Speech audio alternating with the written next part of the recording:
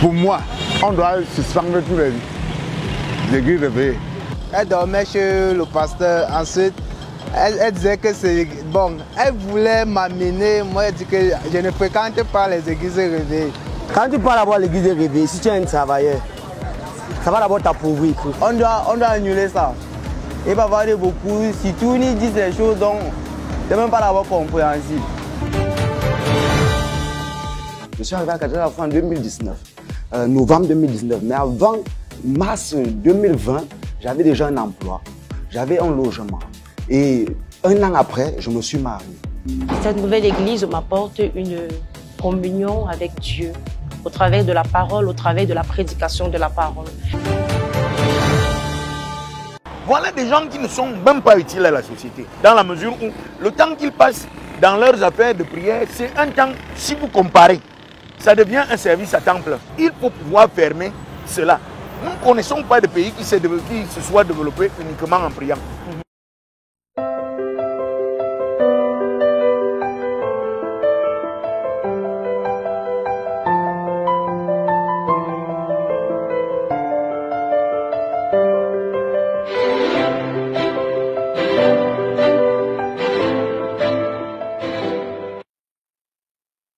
Bonjour, bonjour, chers téléspectateurs. Nous sommes vraiment dans la joie de vous accueillir sur R7 cet après-midi. Et nous avons l'opportunité cet après-midi d'accueillir Maître Dominique Nkunku qui nous fera l'honneur de nous instruire un petit peu sur ce qui concerne les débordements dans les églises d'expression africaine, parce qu'il a eu à intervenir plusieurs fois dans ce domaine-là. Et cet après-midi, nous avons l'honneur de l'avoir avec nous. Il va se présenter. Maître Nkunku. Merci beaucoup. Merci, chère Valérie, de m'accueillir dans cette émission qui de plus en plus s'affirme. Et puis vous-même, vous affirmez. En tout cas, bravo. Oui, c'est un sujet très important parce que je suis Dominique Nkunku, je suis avocat, donc j'ai un regard d'avocat sur ce phénomène-là, mais aussi je suis théologien. Et à ce titre-là, j'ai dirigé ces églises en Europe et je leur ai même donné une appellation. Et je crois que cette appellation est devenue maintenant une appellation technique.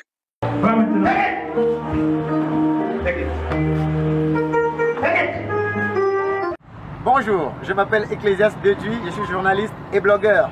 Aujourd'hui, je vais vous parler des églises de réveil qui pullulent de plus en plus ici au Cameroun avec une question principale.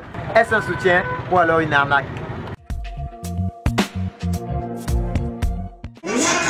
Qu'est-ce que je peux faire? Dieu demande process of prayer.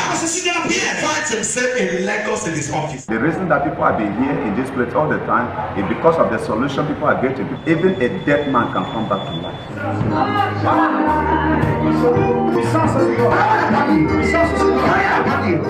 Personnellement, j'ai aussi à côté les églises de réveil. Quand j'étais plus jeune, je me rappelle que j'étais dans une église où on nous demandait de cotiser un peu d'argent. Les fidèles ont beaucoup de plaisir à se retrouver ensemble, à prier, à chanter, à faire des séances de délivrance. C'est un peu comme une sorte de catharsis pour plusieurs personnes. Aujourd'hui, n'importe quel individu camerounais peut se lever, ouvrir son église réveillée sans diplôme, sans accréditation, sans certification. Et le plus étrange, c'est que les fidèles sont nombreux à répondre présent. Voyons déjà ce que l'homme de la rue pense de ce sujet. Les églises de réveil, c'est les fausses églises. Ils viennent seulement là-bas avec les sarres de riz, spaghettis, 20 litres d'huile d'arachide. Alors que normalement, c'est le pasteur qui devait les donner. C'est eux qui viennent donner à l'église. Moi, je ne sais pas le pourquoi. Mais l'église est là, c'est 4 fois par semaine. Elle est seulement là parce que chaque fois, il y a toujours les collectes là. Il faut toujours collecter. Chaque fois qu'il y a l'église, il faut collecter. Le pasteur alors se fait de l'argent ou fait quoi? Est-ce que c'est normal qu'un fidèle qui soit pauvre continue de cotiser? The offering that are given to church is to sustain the church. Nobody was created to be poor. Est-ce que vous êtes quand même conscient qu'il y a des mauvais pasteurs qui abusent de leurs fidèles? As me, as a man of God, I will not be conclude that this one is fake, this one is fake, this one is original, this one is original. God has key for every one of us. Est-ce que vous faites souvent des offrandes? Je fais des offrandes. En nature, en argent? Je fais des offrandes selon ce que je reçois de Dieu. Je pense que la volonté de Dieu, c'est que tout le monde soit riche. La grande nouveauté des églises de réveil, c'est ça. Elles considèrent que c'est bien de s'enrichir. Donc le pasteur peut être riche. Les fidèles peuvent cotiser jusqu'à 10% de leur salaire, puisqu'un jour ils vont s'enrichir à leur tour. Le Camerounais a besoin de croire en quelque chose. Le Camerounais a besoin de donner sa vie à quelqu'un. Oui, j'étais d'abord dans l'église catholique. Mais je suis satisfait par rapport à la parole de Dieu que je ressens. La relation que j'ai avec le pasteur, c'est comme père spirituel et fils. Même dans les cadres sociaux, quelles que soient les difficultés, dans le conseil et du niveau qu'il peut, il a toujours été présent. Beaucoup de gens viennent à l'église avec des situations complètement désespérées. Tu as essayé à tous les niveaux, tu es parti à l'hôpital et maintenant Jésus est venu comme dernier recours pour certains. Mais c'est quoi le problème? Il y a la pauvreté, il y a le manque d'éducation et il y a le chômage. Et c'est dans tout ce contexte qui est exploité par certains pasteurs qui sont, comment dirais-je, pas très catholiques. Certains pasteurs sont riches au point de posséder des villas, des voitures, des chaînes de télévision, des objets de luxe, etc. À l'image de John Camden qui a une fortune estimée à plusieurs milliards de francs CFA. On a aussi eu des pasteurs qu'on a retrouvés impliqués dans des scandales financiers, qui ont engrossé leurs fidèles, qui ont violé des mineurs et qui ont demandé à certains malades de ne pas aller se faire consulter par un médecin. En gros, les églises de réveil sont presque partout dans nos rues. Mais malheureusement, on ne peut pas distinguer quelles sont les bonnes et quelles sont les mauvaises. Oui, en effet, quand nous étions étudiants à Vaux-sur-Seine, la faculté de théologie évangélique, avec mon frère et petit frère, comme on dit en Afrique, Boulanga Liré, nous avions eu la charge de coordonner les églises que les chrétiens ouvraient en Europe. Et souvent, l'appellation de base qui était donnée, c'est les églises du réveil. Et la coordination a permis que ces églises soient actuellement, dans le cas de la France, reconnues parmi les églises protestantes de France. Donc, cela leur a donné la crédibilité, parce qu'il fut un temps, elles étaient chassées, elles étaient persécutées. Les dérives, il y en a eu, on en parlera sans doute, mais c'est quand même bien de poser ce cadre-là. Et j'avais été aussi élu président de ces églises dans toute l'Europe. Donc, à cette occasion, nous sommes intervenus à Genève, au Conseil œcuménique des églises, pour que ces églises puissent trouver leur place. Je pense que maintenant, elles ont acquis leur place. Et donc, à un moment donné, il s'est agi de qualifier ces églises. Et j'avais dicté un article qui est sorti dans un journal protestant. Et cet article disait que ces églises, pour moi dans le contexte européen, étaient des églises chrétiennes d'expression africaine. Églises chrétiennes d'expression africaine. Donc, si vous entendez, quand on parle parfois des abréviations qui sont utilisées, de ECEA, c'est donc ces églises-là, et qu'on appelle autrement, à travers le monde, maintenant elles se sont développées, qu'on appelle les églises du réveil. Voilà, donc ces églises que j'avais qualifiées d'églises chrétiennes d'expression africaine, ces églises se sont structurées, du moins jusqu'au moment où je les suivais, sont beaucoup structurées en Europe. Elles sont devenues même des institutions. Nous avons travaillé pour qu'elles soient reconnues au Conseil œcuménique des églises à Genève. Et je crois qu'il y a un travail de fond qui a été fait. Et je dois dire que si elle posait des problèmes au début, elle en a moins posé, puisqu'on a aussi poussé des pasteurs de ces églises. À l'époque, il y avait beaucoup des églises, à l'époque on les appelait les aïroises. Donc les églises, beaucoup de pasteurs de ces églises ont fait des études de théologie, ont été formés dans les institutions. Donc, je crois que il se pose moins de problèmes quand on parle de ces églises en Europe. Maintenant, l'Africain numéro 1, pardonnez-moi de citer, mais c'est pas une télé, une radio concurrente. J'ai défendu aussi ces églises puisque il y avait des remontées d'Afrique qui les qualifiaient des escrocs, qui demandaient qu'en puisse les fermer toutes, et ainsi de suite. Et c'est peut-être pour ça que vous avez voulu m'inviter aujourd'hui pour que nous parlions de toutes ces mesures-là. Donc, chère Valérie, je suis à votre disposition. Tout à fait, tout à fait. Justement, en Afrique, on voit en ce moment qu'on est en train de fermer un bon nombre d'églises. Les gouvernements prennent des décisions assez drastiques. Que reproche-t-on précisément à ces églises, en fait? Mais, apparemment, il y a les reproches que je reçois, qu'il y aurait beaucoup d'escroqueries, des pasteurs deviennent riches, et même très riches, au détriment de leurs fidèles. Et puis deuxièmement, on leur reproche aussi une sorte de surabondance. C'est-à-dire que dans un seul quartier, ces églises qui tournent parfois toute la nuit empêchent les gens de dormir, mais dans un seul quartier, il y a beaucoup d'églises, parfois même dans une rue, on en retrouve 10, facilement 15. Et puis à l'intérieur, il y aurait des problèmes aussi de sexualisation, c'est-à-dire que il y a même des couples qui sont cassés parce que le pasteur devient la vedette. Et parfois les mamans, les épouses passent tout leur temps à l'église et ne sont jamais présentes à la maison pour s'occuper de leur foyer. Donc ça fait partie un peu de tous ces critiques, ces critiques qui sont soulevées.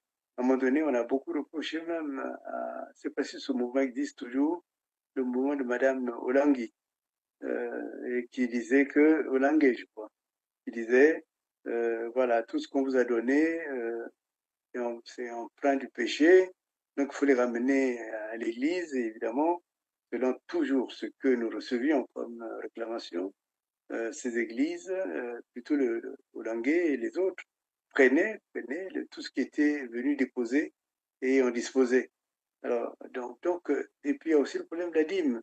La dîme est parfois trop élevée, c'est-à-dire que les gens peuvent prendre tout leur salaire, ils vont déposer, évidemment, pendant tout le mois, les enfants n'auront rien à manger. Vous voyez. Donc, voilà un peu cela. Maintenant, on peut en discuter, hein, je suis disponible pour en discuter. On dit partout qu'on ferme ces églises. Quoique le Rwanda l'a fait, souvent c'est cité comme un modèle en disant, mais voyez bien là-bas, le Rwanda, il y a moins de désordre. Je pense que la Côte d'Ivoire s'apprête à le faire, aussi fermer ses églises. Ça se murmure au Congo. En RDC, je crois que ces églises ont une place plus importante en RDC. Je ne sais pas s'il sera possible d'envisager les fermetures. Mais bon, ces églises font tâche, font problème. Et je sais bien que vous avez eu le courage d'aborder, d'abord dans votre émission que j'ai regardée, Les Pierres Vivantes. Je vous félicite pour votre discernement. Mais au niveau même politique, hein, c'est en ça que cette émission est importante. Au niveau polémique, la politique, il y a une grosse polémique sur ces églises et elle dérange beaucoup. Mais malheureusement, elle dérange de manière négative. C'est pas qu'elle dérange parce qu'elle crée des œuvres. Il y a des églises qui créent des œuvres importantes, des écoles. Je crois qu'à Brazzaville, à côté de ce qu'on appelait à l'époque le lycée Savognon de Brazza, il y a une école qui est gérée par un couple pasteur, mais une école très admirable, hein, qui forme très bien. Donc, il y a ces exceptions-là. Il y a aussi des hôpitaux qui sont créés par ces églises. Mais en tout cas, le gros reproche qui est fait est un reproche plutôt négatif, plutôt vraiment négatif, et que ça devient un lieu de vergondage, ça devient un lieu de, je dirais peut-être pas de prostitution, mais en tout cas, on prend parfois l'allure. Maintenant, la question, quelle est la réponse qu'il faut donner, la meilleure réponse, oui.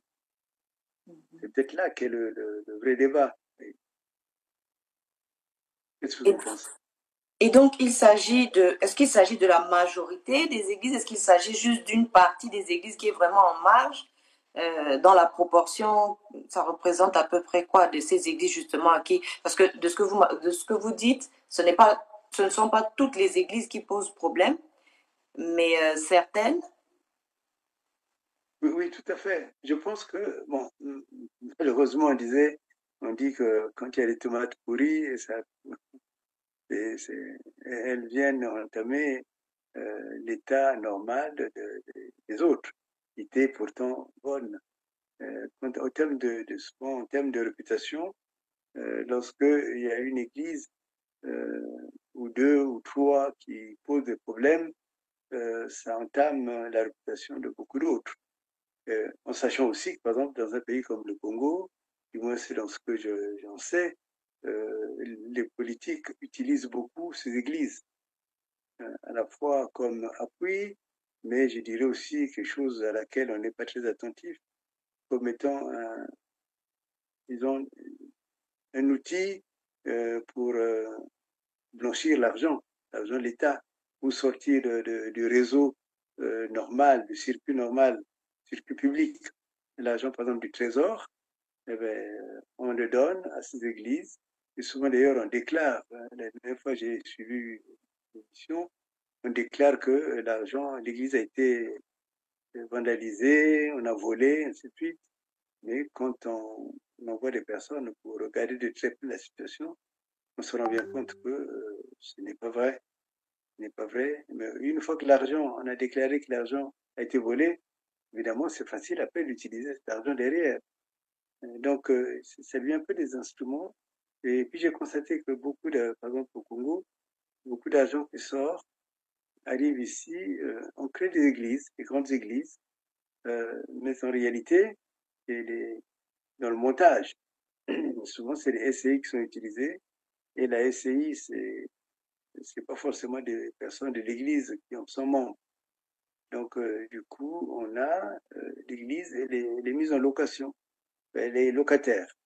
Et comme l'église est locataire, ça dit que l'assemblée, l'association culturelle est locataire.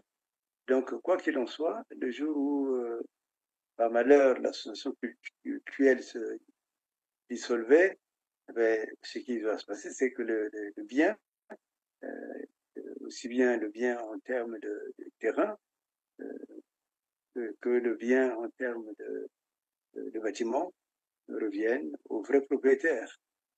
Donc, vous comprenez que par là, on a sorti de l'argent, certes, qui est utilisé par les églises, utilisé pour l'église, pour la formation des églises, des gens qui viennent prier, mais en réalité,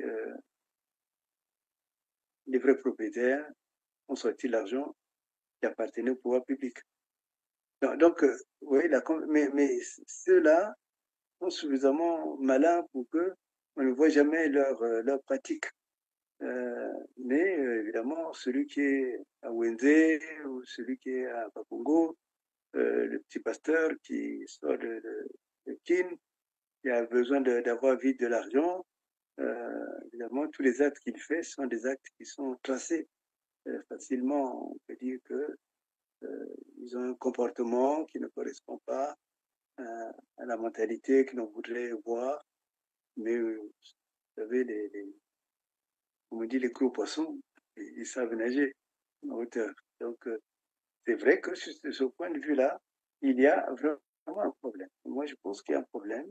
Alors, maintenant, vous êtes d'accord avec moi que la question qui est la plus importante, est-ce qu'il faut fermer ces églises?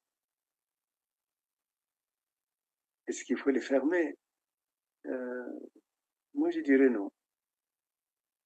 Si choquante que soit ma réponse, je dirais non parce que l'État n'est pas habilité pour fermer une église. L'État n'a pas les outils d'analyse qui permettent de dire que on a affaire à une fausse doctrine. Parce qu'il s'agit de ça. Est-ce qu'on enseigne une fausse doctrine à l'intérieur? Mais s'il y a une fausse doctrine, il faut réunir certainement un conseil des théologiens, créer certainement une occasion pour que l'on puisse, ou un concile, pour discuter sur les règles sur lesquelles devraient s'appuyer ces églises pour qu'elles soient orthodoxes. Et il s'agit de chercher l'orthodoxie. Mais est-ce que l'État a les moyens d'aller chercher l'orthodoxie? Je ne crois pas. Je ne sais pas si vous êtes d'accord avec moi. Il n'y a pas de moyens. L'État n'a pas les outils, sinon ça se saurait. Et tous les États du monde n'ont pas les outils pour juger une église. Alors, vous pouvez me dire, à ce moment-là, voilà, donc il faut laisser faire. Et ces églises où il y a la déborde, où il y a ce qu'on peut appeler la prostitution, où on brise les foyers, ainsi de suite. Bon, d'un côté, je dirais théologiquement, et vous savez vous-même, Romains 5,20 dit là où le péché abonde, la grâce surabonde. Donc, voilà, là où le péché abonde, je disais donc, Valérie, vous connaissez vous-même ce verset, la grâce surabonde. C'est-à-dire que ce n'est pas parce que c'est un espace où il y a des péchés qui ne sont pas qualifiés doctrinalement ou qui sont jugés par des organes ou des hommes qui n'ont même pas le minimum de connaissances pour pouvoir juger. Ces églises-là, ce ne sont pas ces personnes-là qui peuvent juger. Et alors, vous pourriez me dire, hein, et je pense que vous aurez raison, Valérie, vous pourriez me dire, mais alors, donc il faut laisser les choses parce que, ou bien augmenter le péché pour que la grâce aussi augmente. Et non, ce n'est pas cela que je veux dire. Ce n'est pas cela. Ce que je voulais dire, c'est que du point de vue doctrinal, ces églises doivent être jugées par des instances doctrinales. Donc, on doit juger de la doctrine. Par exemple, il y a des pratiques que je vois, pardonnez-moi, mais j'avais vu une vidéo où pour que le couple soit fécond, ils sont venus faire l'amour dans l'église. Bon. Est-ce que c'est cela que la doctrine nous enseigne? Je n'en sais rien. En tout cas, non. Je ne trouve pas cela dans ma lecture biblique. Mais le peuple qui vient assister à ces cérémonies et à ces réunions, est-ce que... parce que c'est vrai qu'il y a les personnes les responsables qui abusent des membres et et on peut parler aussi des membres en se demandant pourquoi, comment ça se fait qu'ils ne se rendent pas compte de cela. Parce qu'on peut aussi assimiler cela un petit peu à ce qui se passe dans les sectes, de personnes qui, par ignorance ou par manque de connaissance de la doctrine, justement, et de la parole de Dieu, hein, c'est ce qui fait qu'il y a autant d'abus et de dérapages. Parce que qu'il y ait quelqu'un qui veuille abuser des autres, c'est un fait, mais qu'il y ait des personnes qui acceptent d'être abusées, est-ce qu'il n'y a pas quelque chose à revoir est-ce que, par exemple, le fait d'éduquer ces personnes, parce qu'on voit que dans la parole de Dieu, l'enseignement a une grande place, et que c'est vrai que un chrétien qui naît parce que là, on parle de chrétienté, mais la connaissance de la parole de Dieu est une protection. Si la personne ne sait pas ce que c'est que la parole de Dieu, elle accepte tout et n'importe quoi. On voit par exemple que dans le Nouveau Testament, on parle des chrétiens de Bérée qui vérifiaient tout ce qu'on leur disait. Alors qu'aujourd'hui, on voit des gens venir à l'église sans Bible, sans rien. Et est-ce que ce n'est pas plutôt un esprit qui a tendance à se laisser diriger, à se laisser abuser en fait? Est-ce que du côté du peuple, il n'y a pas quand même un problème? Est-ce qu'il n'y a pas un genre de mentalité pour accepter ce genre de choses? Est-ce que c'est pas aussi de l'ignorance ou de la pauvreté intellectuelle, de la pauvreté spirituelle? Qu'est-ce que vous en pensez?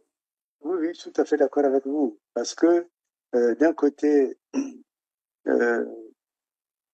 les anciens, même ceux que j'ai rencontrés quand j'étais jeune, quand ma mère m'a mené dans les églises protestantes, je suis protestant, les chrétiens lisaient beaucoup la Bible. Et donc, en lisant la Bible, c'est un peu comme les chrétiens que Paul avait rencontrés, hein, vous voyez, ils pouvaient discerner que là, le pasteur nous conduit dans un chemin qui n'est pas vraiment dans l'orthodoxie biblique. Et il y a aussi une chose qui me paraît importante, c'est que souvent les pasteurs s'improvisent trop vite, pasteurs. Vous voyez, parce qu'ils visent beaucoup plus le pouvoir que cela représente et aussi les possibilités d'enrichissement que cela donne. Et en visant cela, ce sont des personnes en fait qui n'ont pas, comment on appelle ça, qui n'ont pas conscience que les gens qui viennent vraiment se livrent à eux, que les gens qui viennent tellement, comme dit le livre de la Révélation, c'est les personnes qui viennent de la grande tribulation, qui ont vraiment souffert. Et donc, quand ils arrivent là, ils se confient totalement. Et cette responsabilité, je crois que elle est vraiment théologique. Peut-être que là, les églises, surtout les églises établies comme les protestants, comme les catholiques, et de plus en plus les kimagistes qui s'installent aussi, doivent contrôler la formation des pasteurs. Mais c'est pas pour couper, mais c'est vrai que comment dire, c'est vrai qu'on ne peut pas parler non plus en éliminant le fait qu'à l'origine, c'est le Seigneur qui institue, qui appelle les 5 ministères qui sont appelés à enseigner, les ministères de direction dans l'Église, que sont les pasteurs, les apôtres, les prophètes, les enseignants. Et aujourd'hui, est-ce qu'on ne serait pas en train de choisir les personnes ou de positionner, où chacun se positionne comme il veut? Est-ce que ce n'est pas le Saint-Esprit qui devrait être le directeur dans tout ça? Est-ce que ce n'est pas sur l'ordre du Saint-Esprit que dans la parole de Dieu, on disait, par exemple, on voit à un moment donné que le Saint-Esprit dit, mettez-moi à part Paul et quelqu'un ou 2 personnages pour aller dans la mission. Mais aujourd'hui, on ne sait pas qui nomme qui. Chacun se lève, dit ce qu'il veut, fait ce qu'il veut, et personne n'a plus la main dessus. Au point où maintenant, ce sont les gouvernements qui ne sont pas des religieux, des personnes politiques qui cherchent à avoir je dirais, ils cherchent, ils essayent, mais ils ne peuvent pas avoir la main dessus.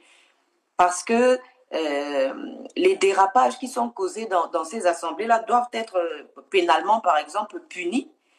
Les viols doivent être dénoncés. Les abus psychologiques, alors en voiture, en voici. On couvre tout ça et on protège les personnes. Non, il faut que les personnes soient libres de parler, que les personnes dénoncent. Mais est-ce que ça ne salit pas, comment dire, l'Église de Christ ne peut pas être salie. Parce que l'Église de Christ, c'est une institution divine. Et rien à voir avec ce qu'on appelle des assemblées. Et je dirais même que ce n'est pas parce qu'il y a une assemblée que forcément c'est chrétien. Ça peut porter le nom de chrétien, mais ne représenter en rien du tout la chrétienté. Et ça porte à confusion parce que finalement, on se dit que ce sont des églises chrétiennes. Alors qu'en fait, par expérience personnelle, je me suis rendu compte que je ne peux pas appeler toutes les assemblées des églises. Et déjà, bibliquement, c'est même pas ça, parce que bibliquement, l'église du Seigneur, elle est un. Après, il y a des assemblées locales, mais toutes ne sont pas de Dieu. Et toutes ne font pas partie de l'église du Seigneur. Et je pense que ça amène beaucoup de confusion, et même dans l'évaluation de la proportion, parce que tout à l'heure, vous avez parlé des églises chrétiennes d'expression africaine. Or, quand on voit que quelqu'un vient abuser des gens comme ça, est-ce qu'on peut dire que c'est un chrétien, au-delà même d'être pasteur ou dirigeant ou encadrant, il y a quand même un problème quelque part. Il y a de l'usurpation d'identité et de titre, je trouve. Oui, certainement, vous avez tout à fait raison. Vous soulevez là des grands problèmes. C'est la première chose. Bon, c'est le Seigneur qui appelle, ça c'est sûr.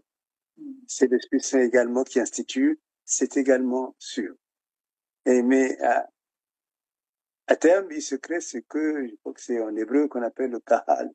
Il se crée l'assemblée, une assemblée, un lieu de communion, un lieu de partage avec des règles très précises, surtout dans le livre des Actes. Ces règles ces mots de vie sont vraiment établis.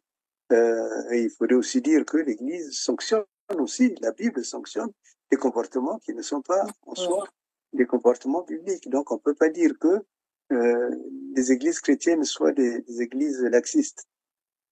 Mais je crois qu'il faut qu'on arrive à créer ou donner du pouvoir à ce qu'on peut appeler les anciens de l'Église, qui puissent convoquer le pasteur pour dire que nous avons appris quelque chose et ce n'est pas conforme à la parole de Dieu. Et du coup, la parole de Dieu devient un peu la normativité, situe la norme, en fait, le fonctionnement de ces églises. Donc, ça, sur ce point, c'est important. Et vous avez soulevé aussi un point qui me paraît important, c'est un peu ce qu'on peut appeler la connaissance qui libère. Vous voyez? Et Jésus lui-même a situé cette règle comme étant une règle majeure. Vous connaîtrez la vérité et c'est la vérité qui vous rendra libre. Et donc, il n'y a pas une sorte d'adhésion personnelle, une sorte de fusion, une adhésion fusionnelle avec quelqu'un parce qu'il est pasteur, parce qu'il est prophète, et puis ces derniers temps aussi, il y a eu une profusion énorme des titres. Vous voyez, on a parlé des pasteurs, des prophètes. Parfois, même quand nous nous occupions de ces églises, on en était un peu assourdis. Hein. Il m'appartenait pas de contester des militaires. C'est des militaires reconnus publiquement. Mais n'empêche que je crois que l'Esprit de Dieu est contrôlé par l'Esprit de Dieu lui-même. C'est-à-dire que et il faut instituer des règles de fonctionnement pour que ce que je peux appeler l'orthopraxie, la pratique même la bonne pratique ou la pratique droite des éléments de la foi chrétienne, que cette pratique corresponde vraiment à l'orthodoxie. C'est-à-dire que la bonne doctrine, comme je disais tout à l'heure. Parce que si la doctrine n'est pas bien assise, évidemment, il y aurait des dérives à un moment ou à un autre. Et puis, intervient aussi ce qu'on peut appeler des abus de pouvoir. C'est moi qui suis le prophète, c'est moi qui suis le pasteur. Donc, vous devez m'écouter, ainsi de suite. Et cela, je crois que cause beaucoup de dommages. Parfois, les gens commencent avec une bonne intention, mais plus la reconnaissance augmente, surtout quand les autorités politiques s'en mêlent, plus on a un pouvoir dominateur. Pour moi, on doit suspendre tous les églises réveillées. Elle dormait chez le pasteur, ensuite elle disait que c'est bon. Elle voulait m'amener, moi elle dit que je ne fréquente pas les églises réveillées. Quand tu parles d'abord l'église réveillée, si tu es un travailleur, ça va d'abord t'appauvrir. On doit annuler ça. Et pas parler beaucoup, si tout nous dit des choses dont C'est même pas d'avoir compréhensible. Je suis arrivé à Qatar en 2019, novembre 2019. Mais avant mars 2020, j'avais déjà un emploi, j'avais un logement. Et un an après, je me suis marié. Cette nouvelle église m'apporte une communion avec Dieu, au travers de la parole, au travers de la prédication de la parole. Voilà des gens qui ne sont même pas utiles à la société, dans la mesure où le temps qu'ils passent dans leurs affaires de prière, c'est un temps, si vous comparez, ça devient un service à temps plein. Il faut pouvoir fermer cela. Nous ne connaissons pas de pays qui se soit développé uniquement en priant. Même Israël, tout le monde dit que c'est Jésus qui était là un peu partout en Palestine et tout. Les gens là ne prient pas autant qu'au Cameroun. Moi, je ne vois pas ce que ça nous apporte. Ces malfrats spirituels, comme je les appelle, détournent donc les fidèles sur des problèmes basiques, des problèmes qui sont des problèmes normaux, qui n'ont rien avec la foi. Et ils ont réduit la foi au miracle. Ils ont réduit la foi aux problèmes des hommes. Vous allez détruire vos carrières, vos vies, si vous mettez entre vos mains des hommes, des femmes qui sont de moralité douteuse. Je peux maintenant vivre tous ces dons que je n'arrivais pas à vivre hier. Pourquoi? Parce que j'ai expérimenté la nouvelle naissance. Si tu es malade, si tu as besoin d'un travail, d'un mariage, je dois prier en regardant les difficultés que tu traverses pour l'instant.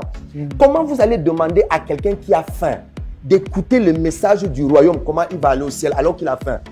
Il est important de chercher la parole de Dieu qui l'enlève de cette famille et qui établit un témoignage de restauration dans sa vie professionnelle, dans sa vie financière pour qu'il sorte de là. Est-ce que la prière donne le travail? Oui, la prière donne le travail. La prière donne le travail.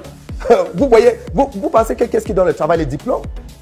Vous connaissez le nombre de personnes ici qui ont des diplômes, mais qui sont des mototaximans? Nous pensons arriver un jour à mettre en place au Cameroun un conseil national de religion pour essayer d'éliminer les abus. Vous voyez, ce n'est pas que on va créer une nouvelle religion, mais c'est qu'on se rapproche, on voit ce que nous pouvons faire ensemble pour le bien de la société et nous y sommes. Or, la Bible, je ne sais pas si vous êtes d'accord avec moi, pour commander les autres, il faut les servir. La dimension de service, elle est vraiment importante. Donc, avant, et on a envie de dire, c'est les autres qui doivent vous reconnaître avant que vous imposiez comme celui qui est le patron de ceci ou de cela.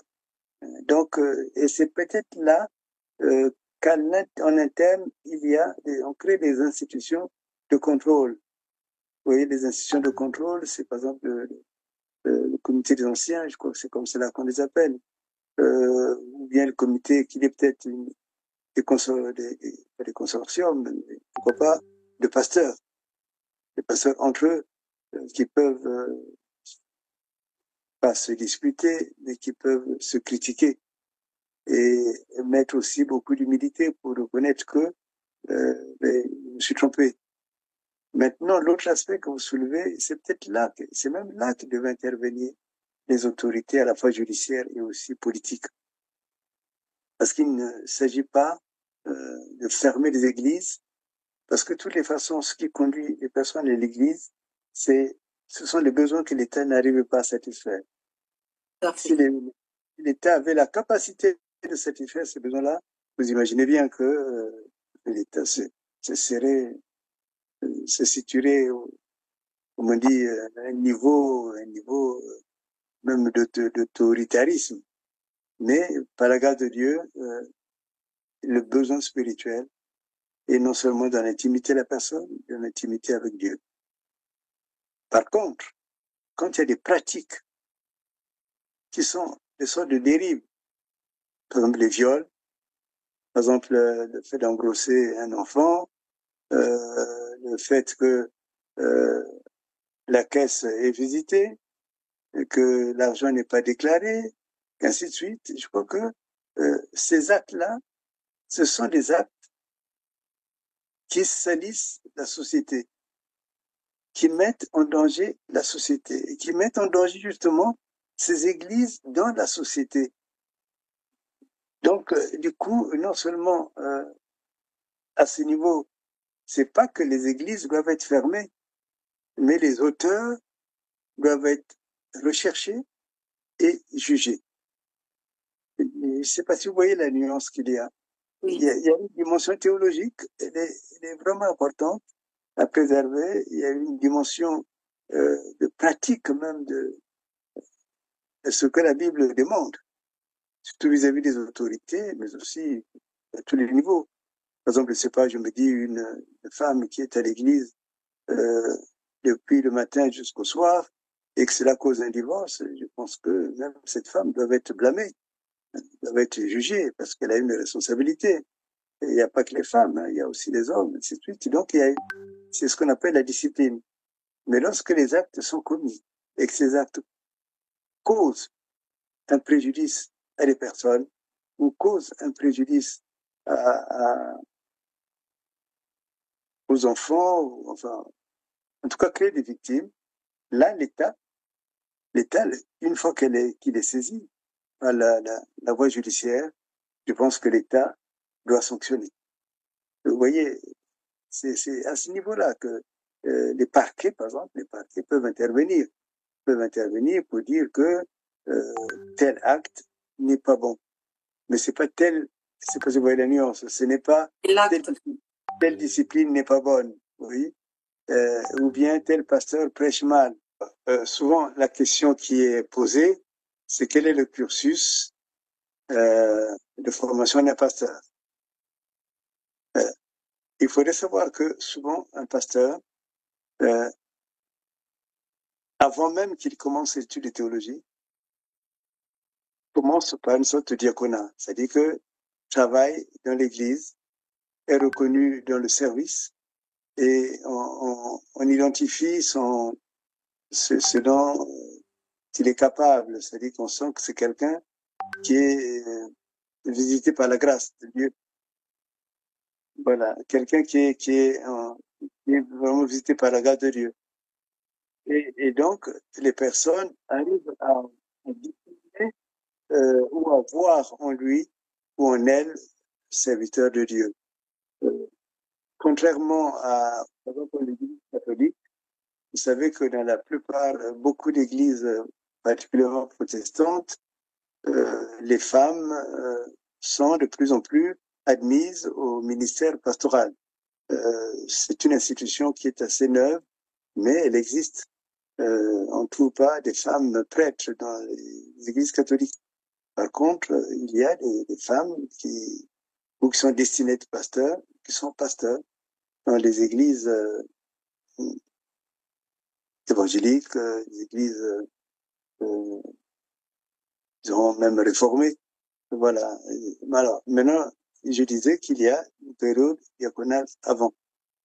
Et après, la personne entre dans une faculté de théologie. Il y a des personnes qui vont, il y a des cycles courts, où au bout de 2-3 ans, tu finis, tu es évangéliste. Mais souvent, c'est un cycle qui va jusqu'au doctorat. Et avant le doctorat, il y a une formation, on forme les gens, qu'on appelle ça, de manière pratique.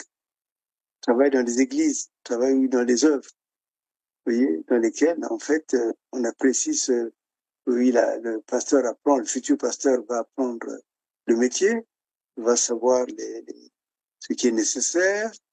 Si c'est dans une église, découvrir ce qu'on appelle les cures d'âme, rencontrer des personnes, prêcher, faire des œuvres sociales, ainsi de suite. En tout cas, la formation, elle est souvent très complète. Tout le monde ne va pas jusqu'au doctorat. Mais beaucoup, en tout cas, vont de plus en plus au doctorat. Alors, une fois qu'ils ont fait le doctorat, soit ces personnes sont destinées à devenir des enseignants, des professeurs d'université, mais souvent, même les professeurs d'université, théologie, exercent un ministère dans l'église.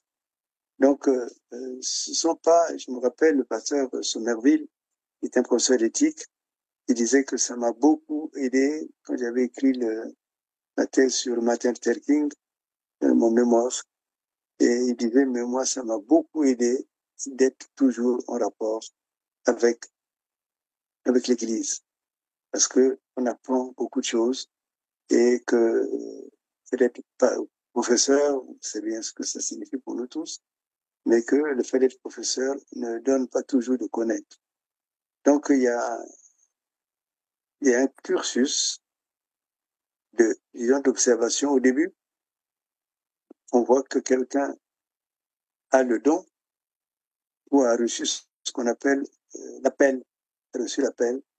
Et une fois que le comité a constaté que cette personne mérite d'être accompagnée, alors on envoie dans un collège ou bien dans souvent d'ailleurs, on cherche à ce que la personne puisse faire son bac avant, son baccalauréat. Et une fois qu'il a eu son baccalauréat, il ouvre la faculté, il peut aller jusqu'au doctorat. Mais pendant le cursus, ou juste après, on le met avec un pasteur qui va l'enseigner, le métier. C'est un métier, hein, un métier à part entière. Et d'ailleurs, on apprend beaucoup de choses, surtout dans cette période, disons, nous on n'appelle pas ça diaconal, c'est un stage de formation. C'est une formation pratique et pragmatique. Et on arrive à comprendre les erreurs qui sont souvent commises. Et puis, il y a aussi une chose importante. Là où j'ai fait mes formations, on n'admettait pas qu'un pasteur soit célibataire. Il peut être célibataire. Mais en tout cas, au moins qu'il puisse vivre avec une sorte de promesse de mariage plus tard. Parce que quand on a une femme à la maison, je dis pas que c'est le rempart contre toute dérive, mais c'est tout de même une sorte de garantie, au moins de moralité. Donc, vous voyez, et souvent les épouses sont aussi engagées aux côtés de leur époux, soit pour faire des œuvres diaconales, soit en tout cas, la femme est présente. Donc, c'est un peu des modèles d'organisation que moi j'ai vu en Occident. Peut-être qu'il faudrait arriver à les instituer au niveau de ces églises africaines. Et donc, c'est là qu'il faut travailler. Il faut travailler pour que ces personnes vraiment appelées par le Seigneur soient sous le contrôle aussi de l'Esprit de Dieu, mais aussi le contrôle de la société. En sachant que s'ils commettaient des actes comme le viol, ou bien des actes punissables socialement, il y a le code qui est là, hein. Le code pénal est là pour pouvoir sanctionner. Mais le code pénal ne peut pas sanctionner ou obliger la fermeture doctrinale d'une église. Pour garantir la sécurité et le bien-être des fidèles et aussi pour mettre fin aux dérives dans le secteur religieux, le gouvernement du Rwanda, de M. Paul Kagame, ils ont commencé depuis 2018 à fermer des églises. Et aujourd'hui, nous sommes à plus de 8000 églises fermées au Rwanda. Eux, ils ont évoqué plusieurs raisons que nous allons détailler dans cette vidéo. La première des raisons qu'ils nous disent, c'est le non-respect des normes de sécurité. En tout cas, ce qu'ils évoquent, c'est que dans certaines églises, il n'y a pas d'extincteur. Donc, s'il y a du feu, les gens ne peuvent pas éteindre ce feu. Il n'y a même pas une porte de secours. Pour qu'au cas où il y a un problème, des fidèles peuvent se tailler par la porte de secours. Il n'y en a pas. Ils évoquent un deuxième problème, c'est le manque de qualification des dirigeants. Donc, il nous dit le manque de qualification des pasteurs. Bon, là, c'est une petite parenthèse. Donc, c'est déjà l'État rwandais qui va eux-mêmes accréditer certains pasteurs. Et aussi, ils nous disent quoi? Les conditions sonores. dans certaines églises, les conditions sonores ne sont pas du tout respectées. Et c'est au vu de tous ces problèmes qu'ils ont commencé à fermer des églises. Fermer, jusqu'à ce qu'on en arrive à 8000. Hein. Jusqu'à ce qu'on en arrive à 8000. On nous parle aussi du délabrement et tout, que les églises sont souvent sales. Bon, ce qu'il faut savoir, c'est que le gouvernement de Rwanda, ils ont annoncé les intentions de taxer aussi les dîmes. Donc, les gens qui vont venir donner ce qu'on appelle la dîme, les offrandes, ce sera taxé. Parce que il y a beaucoup de pasteurs. Hein? Trop souvent, on voit des pasteurs véreux s'enrichir sur le dos des croyants. Tu vois un peu? Des pasteurs qui sont plus riches que leurs croyants. Parce qu'ils s'enrichissent sur leur dos. Qui vivent une vie luxueuse. En prêchant aux gens des trucs faux. Et les gens aussi, vu qu'on a une foi sincère, on est obligé de tomber dans ce genre de piège. Donc, c'est pour mettre fin aussi aux pasteurs qui s'enrichissent de cette manière. Cela, c'est tout à fait incompatible. Mais est-ce que quelque part, il n'y aurait pas un problème de relation, comment dire, de la place du Saint-Esprit dans les églises, de la place du Saint-Esprit dans le choix des serviteurs de Dieu, parce qu'on parle ici des serviteurs de Dieu, hein, pas des personnes... c'est-à-dire que l'Église du Seigneur ne fonctionne pas comme une entité humaine, en fait. C'est pas une entité humaine, c'est une institution divine qui est sur terre, c'est vrai, mais qui a une tête, qui a le Saint-Esprit hein, pour guide, pour régulateur même, je dirais. Et c'est vrai que il y a une différence un petit peu entre la théologie et la spiritualité quelque part. Parce que c'est pas que, comment dire, on se rend compte qu'il y a des gens qui peuvent connaître la parole sans pour autant avoir la capacité de changer ou d'assumer, d'endosser la responsabilité de dirigeant ou de conducteur du peuple. Parce que qui va transformer, à l'origine, l'être humain n'est pas bon en soi. La parole de Dieu dit que l'être humain est mauvais, même le cœur humain est mauvais, que de là viennent les meurtres, les crimes, les envies, les jalousies, les assassinats. Tout cela, ça vient du cœur de l'être humain. Donc, si la théologie ne peut pas, par exemple, aider quelqu'un à en venir à bout de ses propres travers, parce que dans la parole de Dieu, on voit qu'il y a des prostituées qui sont arrivées là, au pied de Jésus étant prostituées, mais le Saint-Esprit les a touchées et elles sont sorties de là en abandonnant la prostitution. Il y en avait qui étaient collecteurs d'impôts, qui avaient pris à outrance des richesses, des fonds chez les gens, et quand le Saint-Esprit les a touchés, est-ce que c'est pas que le Saint-Esprit ne règne pas? Comment on peut déborder, faire plusieurs cultes, endoctriner un bon nombre de personnes? C'est que le Saint-Esprit n'a plus sa place. Et c'est vrai que quand on regarde dans la parole de Dieu, on dit que vers la fin des temps, les êtres humains ne respecteront plus tout ce qui concerne Dieu. Ils seront égoïstes. Voilà. Et c'est ce qu'on est en train de voir et qui prolifère un peu partout. Parce que là où il n'y a pas l'Esprit du Seigneur, c'est le Far West. C'est la porte ouverte à tout. Et la seule solution, je pense que quelque part, comment dire, l'Église du Seigneur, les gens qui ont été transformés, renouvelés par le Saint-Esprit, doivent prier dans le sens de même de la fermeture de certaines associations, d'exposer les ténèbres, d'exposer les escroqueries, les viols, les abus psychologiques, les abus financiers et tout cela. Donc, c'est vrai qu'on peut le voir, parce que tout le monde cherche une solution. Les pouvoirs politiques, en prenant la décision de fermer les églises, cherchent une solution. Parce qu'elles se rendent compte qu'elles perdent le contrôle et qu'elles ne maîtrisent rien.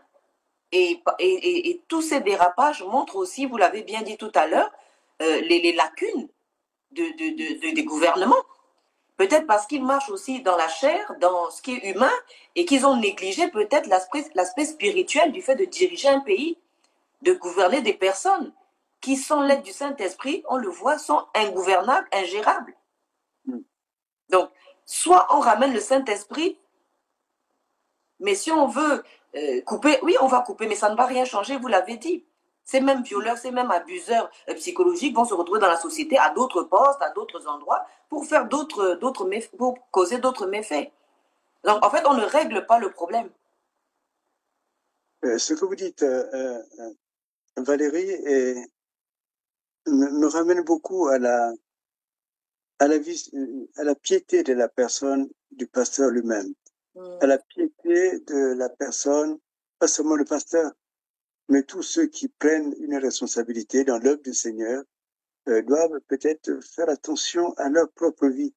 Pas forcément je dirais, en se tapant, en disant, moi je suis le mauvais, mais vous avez remarqué, beaucoup deviennent des vrais stars. Beaucoup deviennent des vrais stars. Comme vous disiez tout à l'heure, vous l'avez dit très vite, mais il y a des lieux où il y a 4 cultes qui sont célébrés le même dimanche. Et il y a des lieux où le pasteur est reçu comme une vraie vedette, une vraie, ainsi de suite. C'est de l'idolâtrie? C'est de l'idolâtrie? Oui, certainement. Mais j'ai dit par rapport à la personne du pasteur lui-même, bien de la pasteur, puisque j'ai dit que les pasteurs existent, et les femmes aussi peuvent être pasteurs. Est-ce que les personnes ne doivent pas veiller sur elles-mêmes? C'est-à-dire que trouver le temps de se reposer d'abord, trouver le temps de se tenir devant le Seigneur, trouver le temps de méditer la parole pour elle-même et peut-être même prier pour leur ministère. Et il devait y avoir aussi des comités pour accompagner, parce que ce n'est pas seulement sanctionner, mais avoir des comités qui peuvent accompagner le pasteur. Ou avoir un jour où les pasteurs peuvent se retrouver, vous voyez, être en retraite, je crois que c'est comme cela qu'on l'appelle, avoir des retraites, de telle façon que, comme vous dites bien, on laisse à Dieu le soin de travailler sur ses serviteurs. Parce que, qu'on le veuille ou pas, ces hommes, ces femmes, qu'on les décrit ou pas, c'est tout de même pour le Seigneur qui travaille. Et je crois que c'est vraiment important d'avoir cette notion-là, à la fois dans le jugement que l'on peut infliger, parce que même un pasteur peut être mené devant un tribunal, être condamné, même être mis en prison. Donc cela, mais par la voie du parquet, c'est-à-dire qu'on a une enquête sérieuse. Vous voyez. Mais il y a aussi le fait que quand ces gens deviennent des vraies vedettes, et surtout quand elles sont adoubées par les responsables politiques, j'ai dit tout à l'heure que souvent les responsables politiques les utilisent pour pouvoir cacher leur argent. Je pense que c'est... Vous avez raison de dire que l'Esprit de Dieu n'est peut-être plus là. Mais en réalité, on n'a pas un instrument pour pouvoir mesurer l'Esprit de Dieu.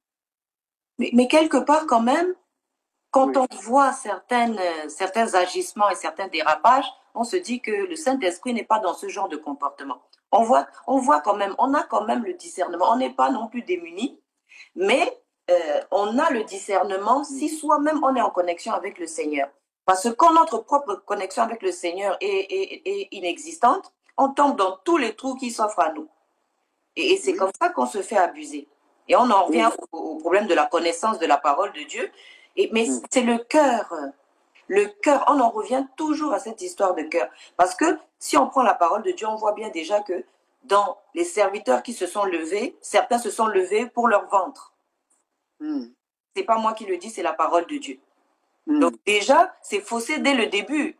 Si vous allez trouver quelqu'un qui est là pour son ventre, pour lui dire qu'il faut laisser le Saint-Esprit agir, qu'il ne faut pas oublier que c'est Dieu qui appelle, déjà de un, ce n'est pas Dieu qui l'a appelé. Lui, il s'est appelé tout seul pour les besoins de son ventre. Donc, ça en écarte un bon nombre déjà. Qui a vraiment été appelé par le Seigneur et qui n'a pas été appelé. Mais aux fruits, on voit. Si vous dites que vous êtes une église et il se passe autant de choses répréhensibles, même pénalement, dans vos locaux et dans vos assemblées, il y a lieu de fermer. Et parfois, des fermetures sont aussi, Dieu peut utiliser aussi les politiques pour éviter certains dérapages.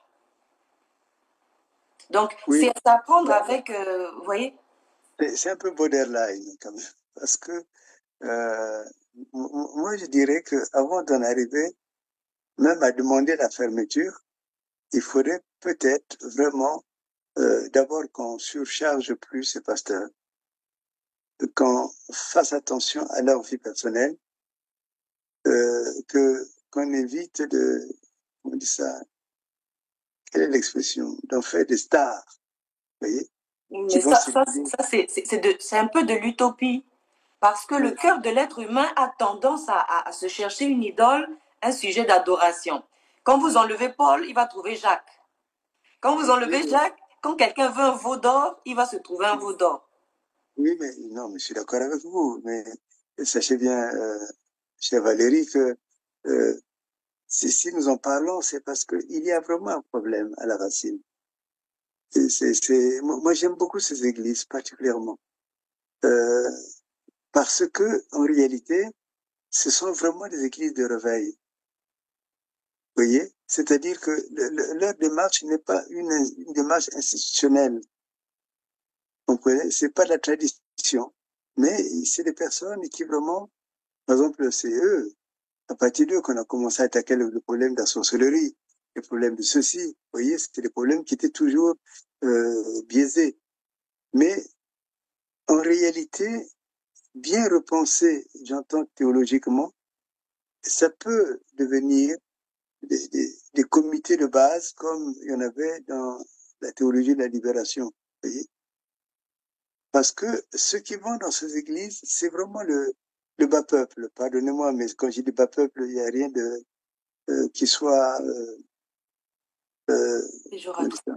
oui, c'est pas péjoratif, hein. Mais ce que je dis, c'est que ça touche vraiment la foi du peuple. Et peut-être que ces pasteurs-là devraient être formés davantage. Vous voyez? Je me rappelle quand dans cette période, on parlait avec, je parlais de mon frère Boulangadire, et en fait, on a vu beaucoup de pasteurs devenir, par exemple, il y avait un pasteur qui était architecte, donc qui avait sa propre activité, qui lui permettait de travailler, de vivre normalement. Et l'Église participait en partie pour payer quand même le temps qu'il donnait à l'Église, vous voyez. Mais il y a une réorganisation à penser. Et je ne crois pas que la solution soit vraiment la fermeture. Par contre, qu'il y ait des actes punissables et qu'ils le deviennent, justement, qui fassent que les auteurs soient punis, même si c'est le pasteur, moi je suis tout à fait d'accord. Vous voyez? Mais c'est vrai qu'on ne parle, quand on parle ici, il est important de faire la différence entre ceux qui sont vraiment appelés de Dieu et ceux qui sont là parce que justement leur ventre les a conduits à se donner des positions et des titres. C'est la première chose à faire avant de parler. Parce que quand vous parlez, on parle de ceux qui sont de bonne foi, qui ont vraiment été appelés par le Seigneur. Mais on ne parle pas de ceux qui sont là pour leur ventre. Quand quelqu'un fait du blanchiment d'argent au travers de son association, il ne s'agit pas là d'une personne qui a été appelée par Dieu et qui a à cœur l'intérêt du peuple. Il fallait bien identifier l'Église du Seigneur et des associations. Parce que l'Église du Seigneur a pour dirigeant qu'elle respecte et dont elle, normalement, elle honore la parole, elle accepte, elle reconnaît la parole, donner la parole de Dieu, elle respecte l'autorité du Saint-Esprit, elle peut accepter d'être reprise. L'Église du Seigneur doit être humble, doit être enseignable, doit être corrigeable. Mais quand on parle par contre des personnes qui se sont appelées elles-mêmes à des titres, à des positions pour les intérêts de leur ventre, tout ce qui les intéresse, c'est les intérêts de leur ventre. Donc, ils n'ont aucun respect pour la parole de Dieu. Ils n'accepteront pas d'être repris et d'être recadrés sur ce qui concerne leur gestion interne et leurs petites affaires. Donc, il y a deux genres d'églises, on va dire d'assemblées. Il y a les assemblées chrétiennes, mais pas que de nom. Parce que je dis simplement, là où il n'y a pas le Saint-Esprit, il y a toutes sortes de désordres. Quand vous voyez du désordre en tout genre, ça, c'est pas le Saint-Esprit. C'est pas l'œuvre du Saint-Esprit. Les fruits du Saint-Esprit sont clairement décrits dans la parole de Dieu. C'est la paix, la joie, la douceur, la patience, la bienveillance et ces choses-là. Mais quand vous voyez dans une église tout le contraire de cela, sachez une chose, c'est que ce n'est pas le Saint-Esprit qui trône. Parce qu'aucune église ne peut exister par elle-même. Ce qu'on appelle église, ce n'est pas une institution humaine. C'est une institution divine. Celui qui est responsable de l'église, avec grand E, l'église du Seigneur Jésus-Christ, c'est le Seigneur Jésus-Christ lui-même. Et il sait reprendre les gens. On voit dans la parole plusieurs exemples. Ananias et Saphira qui sont venus pour mentir. Les gens vendaient leurs biens pour pouvoir mettre tout en commun. Et eux, ils ont caché une partie de l'argent en voulant montrer des apparences du fait qu'ils partageaient aussi comme les autres. Et qu'est-ce qui s'est passé? Le Saint-Esprit les a frappés sur place, ils sont morts. Le Saint-Esprit est le meilleur régulateur, meilleur que peut-être un gouvernement, meilleur que peut-être des membres de la politique. Il n'y a aucun autre meilleur régulateur que le Saint-Esprit. Donc, sans le Saint-Esprit, pas de régulation juste, on va dire. On va fermer les églises, on va fermer les mauvaises. Les personnes mal intentionnées vont se retrouver dans la société, vont continuer à créer des méfaits. Et par contre, on aura fermé aussi les bonnes églises, c'est-à-dire celles qui, quelque part, enseignent, éduquent le peuple, prêchent la vérité. Parce que finalement, le gouvernement ne sait pas comment venir à bout de ces dérapages. Le Rwanda vient de fermer plus de 5500 églises de réveil. Absolument fermées, bloquées. Plus de séances, plus de prières, plus de sessions. Fini, finito, finito. Voilà le Rwanda. Je sais que beaucoup ne connaissent pas. Le pays est petit, mais la tête n'est pas essentiellement petite. Donc, on vient de fermer 5500 églises. On va le découvrir très rapidement. Pourquoi? Quelles sont les raisons pour lesquelles? 5500 églises fermées. Je sais qu'il y a des gens ici qui sont sidérés. Pourquoi vous fermez l'église des dieux? C'est démoniaque, c'est satanique. Pourquoi on l'a fermé? Le président Kagame a exprimé ses inquiétudes quant à la prolifération des églises, en particulier dans la capitale de Kigali. Il y a beaucoup d'églises, pas seulement à Kigali, beaucoup d'endroits en Afrique. Et le nombre de congrégations est extrêmement élevé à Kigali. Il a critiqué cette croissance comme étant excessive, se demandant même si la ville possédait autant d'usines et d'infrastructures essentielles comme des puits profonds. Alors, comme dans beaucoup de pays africains, on se demande pourquoi n'y a-t-il pas autant d'usines, pourquoi n'y a-t-il pas autant d'écoles, autant d'éléments essentiels sur le plan économique, qu'il y en a d'églises. Alors, on ne peut pas diriger un pays en ayant tout le monde partant à l'église pendant qu'il n'y a pas d'école, il n'y a pas de route, personne ne se lance dans autre chose. L'église commence peu à peu à devenir comme un business pour certains et comme un moyen d'exploitation pour d'autres. Alors le gouvernement rwandais a imposé des régulations, des réglementations exigeant le respect de normes de sécurité. On ne peut pas ouvrir une église comme à Abobo là-bas, hein, comme des églises à Abobo, églises penchées à gauche. C'est pas seulement à Abobo, il y en a aussi à Brazzaville. Vous en trouverez nombreux à Kinshasa. Vous en trouverez 20, 30, 50 dans une avenue.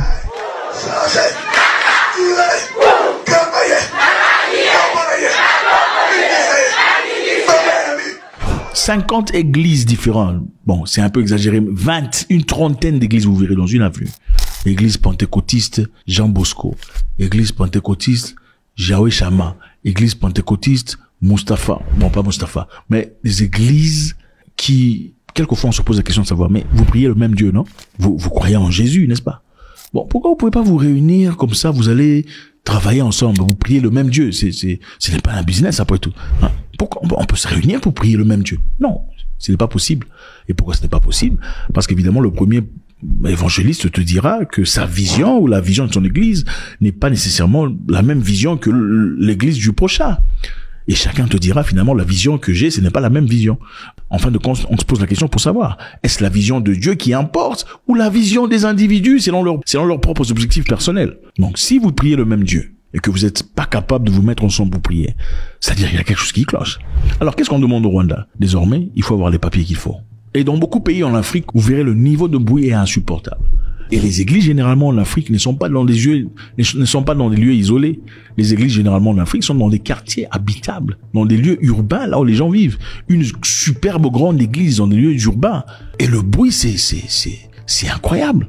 Ça peut commencer de 7 heures le soir jusqu'à 5 heures du matin. Pendant qu'il y a des gens qui sont souffrant d'hypertension ou d'autres sortes de maladies. Et on te dira, non, tu as des démons parce que la musique de Dieu te dérange. C'est ça la philosophie. On ne fait plus usage du rationnel. C'est le spirituel penché. Puisque tu es dérangé par le bruit que nous faisons, à ta fenêtre, en mettant nos baffles juste devant la fenêtre de ta porte, tu es dérangé par le diable. Tu dois être possédé par des démons. C'est ça le concept. Donc tu es obligé, malgré tout, de laisser prise de ce qui t'est comme droit en tant qu'humain pour accommoder quelqu'un qui, du jour au lendemain, parmi beaucoup, s'est levé et dire, bon, ok, je vais ouvrir une église et devenir un pasteur ou un prophète. Et ne sachant pas, elle va couper toutes les têtes, les bonnes têtes avec. C'est le danger. Oui, Valérie, vous soulevez là un problème clé qui fait l'originalité des églises. L'église est ce qu'on peut appeler, elle est extranos. Les autres associations, c'est la volonté des gens qui veulent s'associer, qui veulent travailler, qui veulent association des bûcherons, association des musiquiers, ainsi de suite. C'est-à-dire que c'est la volonté des personnes qui fait que les personnes s'organisent. Mais quand je disais que un État ne peut pas dissoudre une église, parce que autrement d'ailleurs même, vous savez qu'il y a eu des cas, hein, où vous dissolvez les églises, mais elles se réunissent dans les maisons. Le livre des Actes en fait vraiment état. Et la particularité de l'église chrétienne, c'est que l'église a un maître qui a été ici sur la terre et qui est maintenant à la droite de Dieu le Père.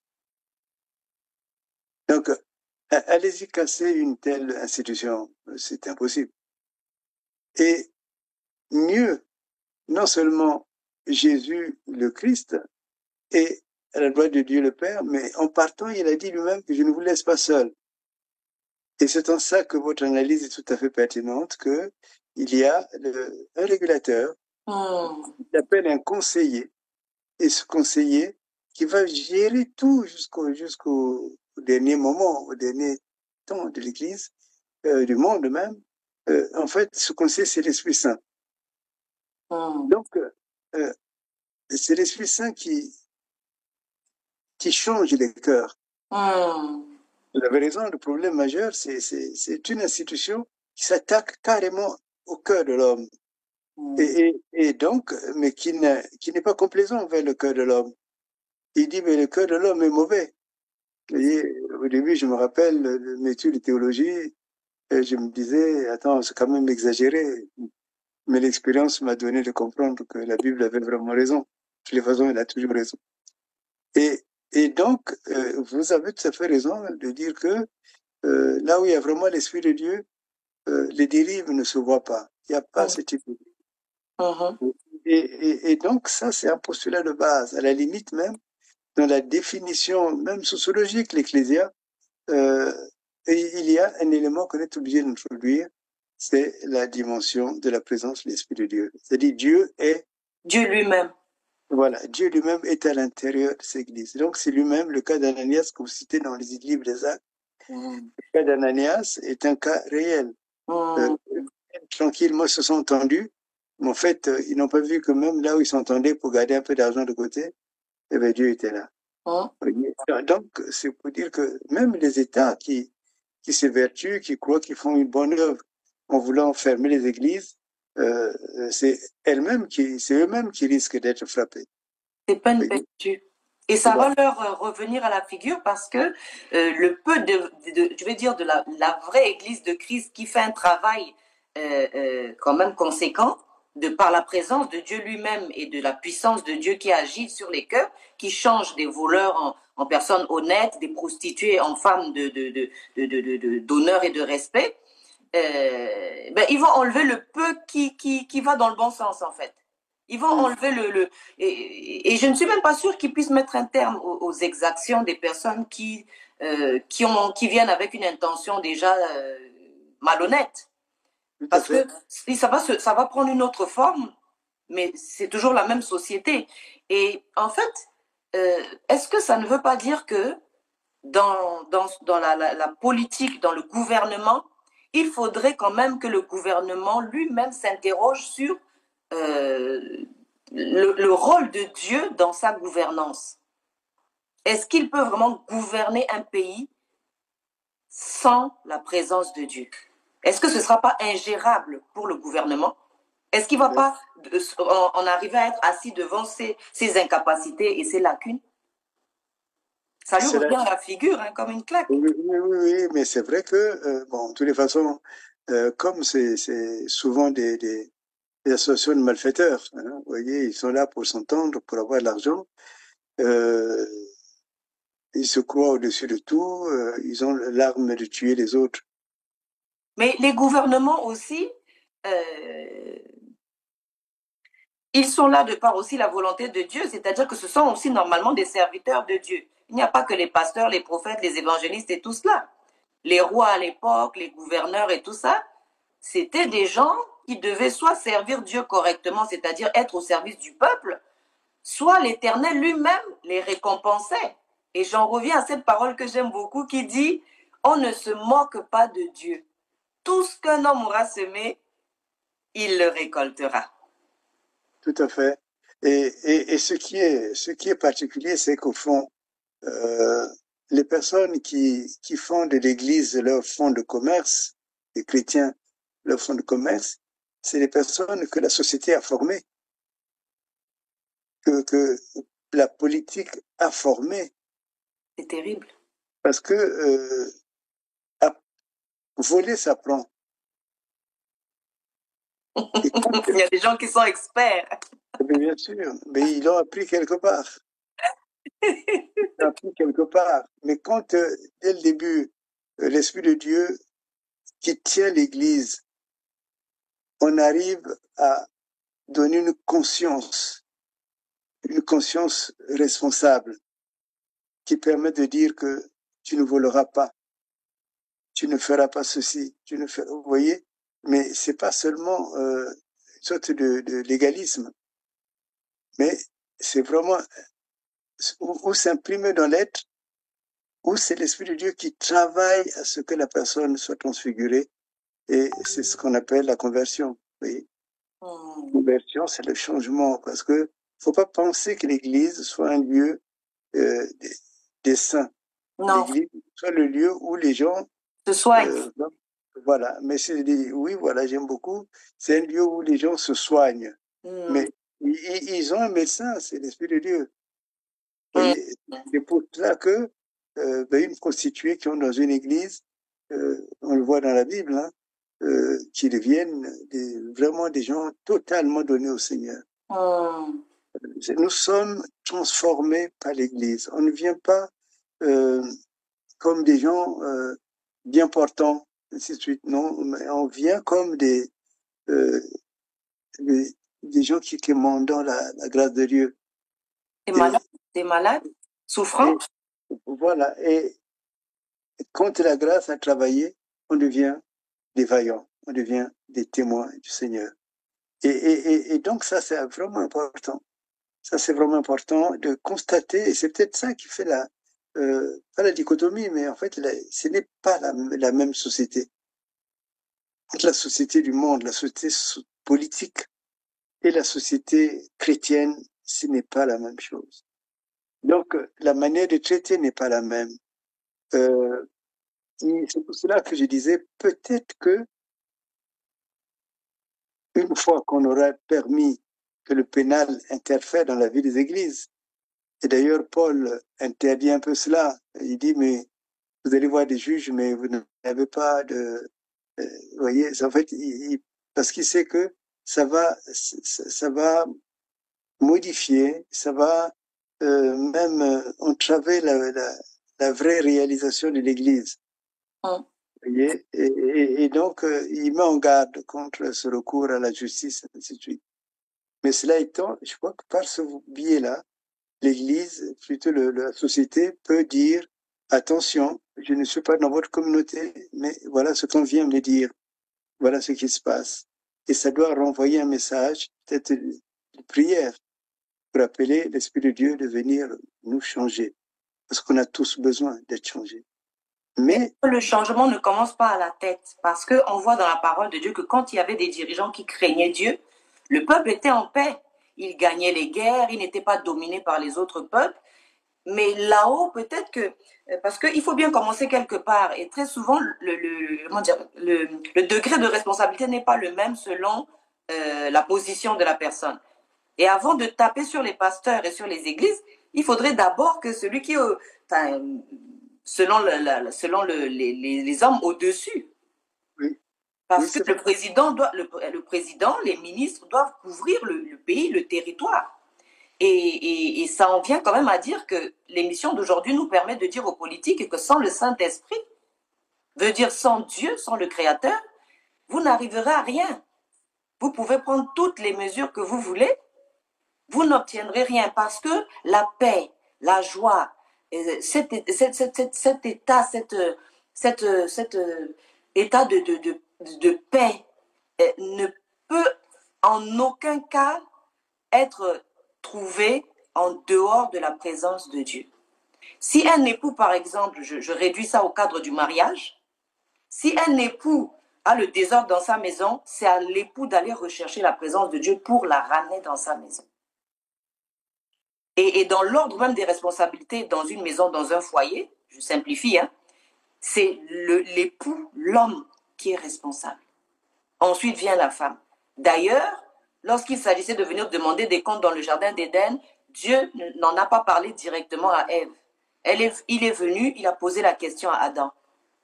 Pour lui dire que je t'ai laissé des responsabilités, qu'est-ce qui s'est passé dans ton foyer?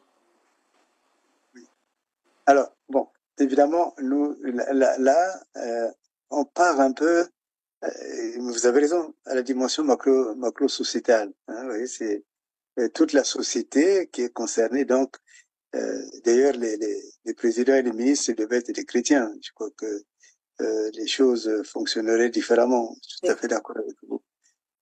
Mais l'idée que j'ai, c'est que vraiment, ces églises peuvent devenir des comités de base, des communautés de base. Des communautés de base où on apprend l'économie, où on apprend même la politique, où on apprend beaucoup de choses. C'est parce que vous comprenez, c'est-à-dire qu'au lieu d'aller couper la tête de ces églises, peut-être il faut les penser différemment. Voyez, et que les responsables se voient aussi différemment. Elles apportent la paix, elles peuvent apporter la paix et la connaissance à toute la société. Oui. Mais évidemment, cela est possible si c'est pas des crapules qui sont à la tête des églises. C'est-à-dire que voilà, c'est-à-dire que les gens que la société a formés selon des modèles de vol, modèles de viol, ainsi de suite, et qui viennent se réfugier dans les églises uniquement pour avoir un statut ou avoir une sorte d'honneur. Mais est-ce que ceux-là, par exemple, il ne faudrait pas fermer leurs assemblées pour éviter justement qu'il y ait trop de dégâts? Parce que certains méritent qu'on les soigne. Il y a des assemblées malades. Il y a des assemblées qui sont en souffrance ou qui doivent être aidées. Et il y a des assemblées, je dirais, des regroupements de personnes qui méritent d'être dissoutes.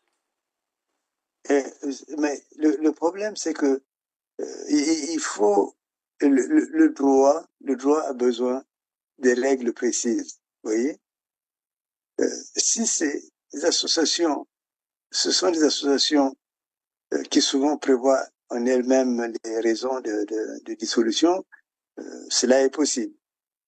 Si c'est des actes qui sont commis dans ces églises-là, c'est des actes récurrents qui font que humainement il ne peut pas tenir. Là, peut-être que ça peut être demandé, mais je vous assure la difficulté qu'il y a, c'est d'éviter une sorte d'autoritarisme, vous voyez, parce que vous avez dit vous-même, vous avez dit, je ne sais pas si vous vous rappelez, quand vous disiez que on peut couper toutes les têtes, mais en fait, couper même celle qui était prometteuse, qui portait la paix. Vous voyez. Donc, à la limite, ce qu'on appelle les groupes d'église, vous voyez, les groupes d'église peuvent se réunir. Si évidemment, comme on disait, l'Esprit de Dieu est là, peuvent se réunir et soit sanctionner une communauté ou venir en aide à une communauté, vous voyez, pour la réformer. Mais malheureusement, ce qui se passe dans ces églises, il y a beaucoup d'ego. Vous voyez, les pasteurs n'aiment pas qu'on leur fasse des reproches. C'est moi qui suis le patron, c'est moi, ainsi de suite. Donc, vous disiez, et c'est juste que il faut beaucoup d'humilité. Il faut beaucoup d'humilité pour conduire le peuple de Dieu. Ce n'est pas son peuple, ce n'est pas comme beaucoup de présidents des États, c'est moi qui commande, c'est moi, c'est non, non. Il faut que ces personnes trouvent le temps de la prière de revenir à Dieu. Et il faut que on prévoit des espaces, comme je disais aussi, de méditation. C'est pas la peine d'avoir 4 cultes chaque dimanche, 5 cultes chaque dimanche, pour dire nous sommes l'église la plus importante. Parfois, il est mieux d'être pasteur d'une petite communauté de 10 personnes et on l'édifie vraiment. Et les gens qui viennent après sont accompagnés. Que de tirer sa gloire parce qu'on est une communauté de 400 membres. 400 membres, c'est beaucoup. Même le Seigneur n'a eu qu'une communauté de 12 membres. Et donc, il y a un regard qui est un regard où je pense que vous avez choisi un bon thème dans votre émission parce que ça touche, comme vous avez dit vous-même. Et si ces églises sont en bonne santé, elles vont changer la société entière. Elles auront le courage. Là où les gens n'ont pas le courage de dire à des ministres, à d'autres, dire que vous avez une mauvaise gestion, je crois que quelqu'un animé par l'Esprit de Dieu aura le courage de dire, même un chef d'État, que ton fonctionnement n'est pas bon. Et donc, ça a un impact énorme dans toute la société, ces églises-là. C'est pour cela que depuis toujours, je me bats contre leur dissolution. Par contre, je suis pour leur réformation. Il faut les réformer. Il faut créer des comités de structure, des structures qui les accompagnent. Il faut que les pasteurs sortent de leur milieu et que les pasteurs ne soient pas comme des vedettes, des stars, mais vraiment des humbles serviteurs de Dieu. Et qui peuvent aussi, et c'est là une chose, je crois, qui est importante, que vous avez souligné, qui peuvent aussi être les gens qui permettent à ce qu'un pays change. Quand je regarde le travail de Martin Luther King, qui m'impressionne beaucoup, c'est un homme qui s'est impliqué totalement dans la vie sociale et politique, mais tout en restant toujours pasteur.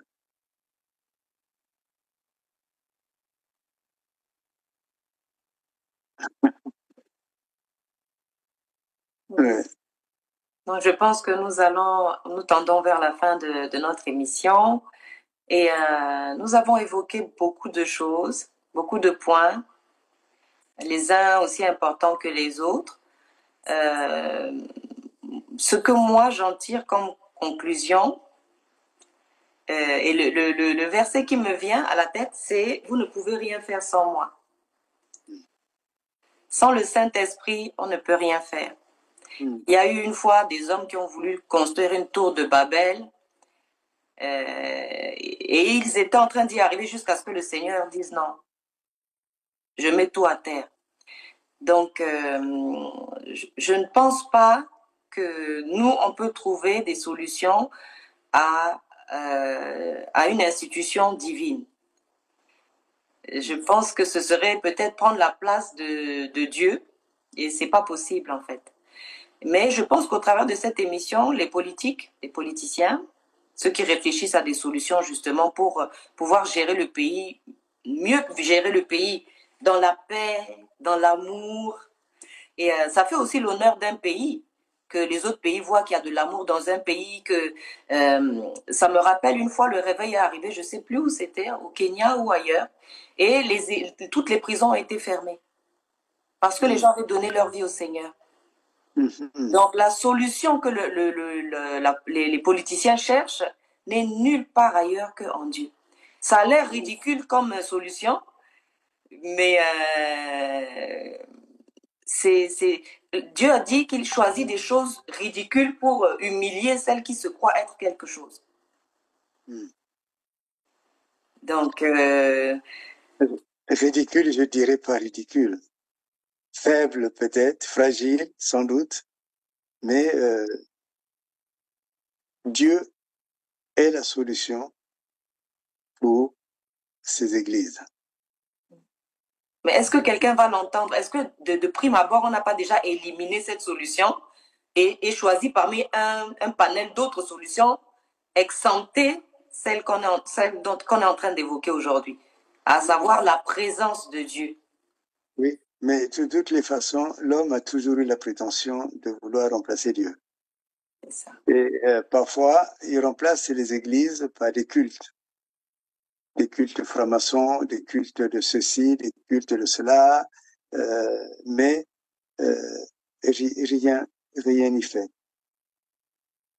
Et même cette solution qui est de plus en plus méditée ou soufflée de fermer les églises, vous savez, il y a un film, il disait « Le livre qui ne brûle pas ». Je ne sais pas qui en était l'auteur ou l'acteur, mais en fermant les églises vont toujours exister, même dans les maisons. Parce que c'est vraiment la totale aspiration de l'homme et la totale réponse de Dieu aux demandes de l'homme. Et cela a existé et doit exister avant même l'action politique. Et peut-être les politiques aussi doivent s'interroger eux-mêmes. Doivent s'interroger pour dire, mais quelle est la place de Dieu dans ma vie? Et alors, ils verront les choses différemment. Ces églises, c'est pour moi une grâce vraiment, comme j'ai dit au début, là où on a le sentiment que le péché abonde, la grâce de Dieu aussi surabonde. Et il faut que nous regardions différemment ces églises. Et si on regarde différemment, on peut entrer dans un dialogue différent. Et ce dialogue doit faire que ces églises deviennent des comités de réveil. C'est pour cela que des livres vont les appeler églises du réveil. Et c'est des lieux où on peut aborder des questions que jusqu'à présent, on n'abordait pas. Par exemple, la malédiction, elle est très présente en Afrique. Mais quand j'écoute les cultes classiques, on ne parle pas de malédiction. On parle même pas de délivrance. Vous voyez, toutes ces réalités-là, la possession, c'est des réalités qui sont très facilement appréhendées à travers ces églises. Et on voit des vies changer. Donc, n'allez pas, comment on dit ça, jeter l'eau et le bébé, c'est pas où le bébé et l'eau du bain. Donc, je crois qu'il faut d'abord prier pour ces églises, que ces églises elles-mêmes apprennent à prier pour elles-mêmes. Vous voyez, appeler vraiment l'Esprit de Dieu, comme vous l'avez suffisamment dit, pour que l'Esprit de Dieu prenne la conduite de ces églises. Mais pour moi, c'est vraiment un salut. On parle du développement. Si c'est bien pensé, même le développement, le vrai développement va passer par là. J'en suis vraiment persuadé. Tout à fait. Tout à fait. Et on voit bien que l'Église primitive était très honorée, très, très respectée et faisait l'honneur du Seigneur Jésus-Christ. Et c'est le modèle, voilà. C'est le modèle. C'est vers ça qu'on doit tendre. Sinon, c'est normal que le monde se plaigne. S'il ne voit pas en nous la lumière de Christ, si on n'est pas différent, si on n'a pas une intégrité qui est celle de Christ, on ne marquera pas la différence et on n'aura aucun impact sur la société actuelle. Oui, en tout cas, merci beaucoup pour votre émission, merci pour votre invitation. C'est un débat qui n'est pas fini, mais il faudrait savoir que c'est Dieu qui crée la société. Et c'est l'Église qui est réceptacle des volontés de Dieu. Et c'est l'Esprit Saint qui est le veilleur jusqu'au retour du Seigneur. Et je dis Amen. Je vous remercie beaucoup, Maître Nkunku, pour votre disponibilité. Vraiment, c'était très agréable et vraiment, nous vous remercions beaucoup. Merci à votre télé, à R7. Et je reviendrai quand vous voudrez m'inviter. Je viendrai. Oui, au plaisir, vraiment au plaisir. À très bientôt. À très bientôt. Remercions tous les téléspectateurs qui ont été avec nous pour cet échange et vraiment nous avons été vraiment enrichis par ce que Maître Nkunku nous a partagé parce qu'il a de l'expérience dans ce domaine-là et c'était très intéressant d'avoir ce retour et cet avis qui est très important d'une personne qui est du domaine et qui sait de quoi elle parle. Je vous dis à très bientôt sur la télé R7.